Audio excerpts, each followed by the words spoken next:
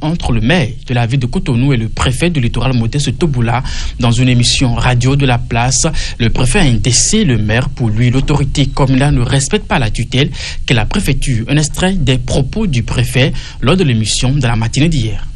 La loi dispose que les plans de développement de la commune doivent respecter les orientations nationales qui sont, définies par le gouvernement conformément aux prérogatives données par l'article 54 de la Constitution au chef de l'État, qui détermine la politique de gouvernance de l'État et, en le faisant, utilise les forces armées et l'administration publique. Pris sous cet angle, c'est une faute constitutionnelle que le maire de Cotonou ne puisse pas s'aligner sur la décision du gouvernement.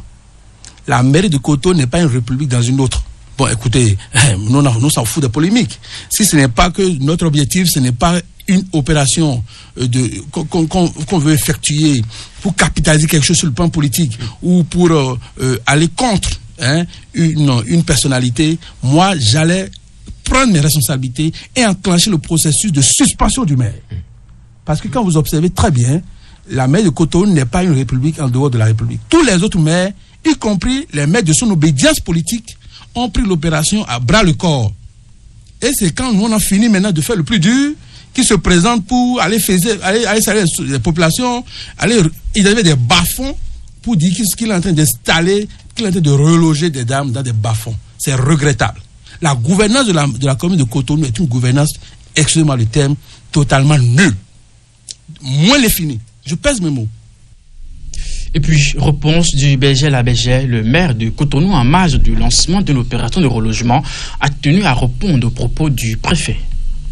La guerre des institutions n'aura pas lieu. Je ne sais pas ce que M.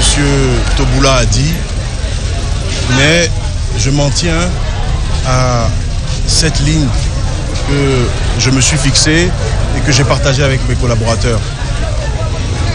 L'opération de libération des espaces publics est beaucoup trop sérieuse, beaucoup trop importante pour qu'on perde du temps dans des querelles stériles.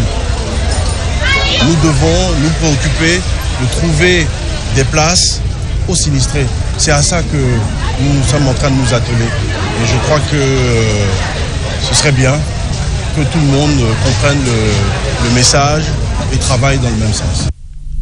Et puis une information aussi importante mais triste, avant de retrouver le ministre du cadre de vie dans sa déclaration, un corps inanimé d'un petit garçon retrouvé au quartier Saint-Hérité à Cotonou.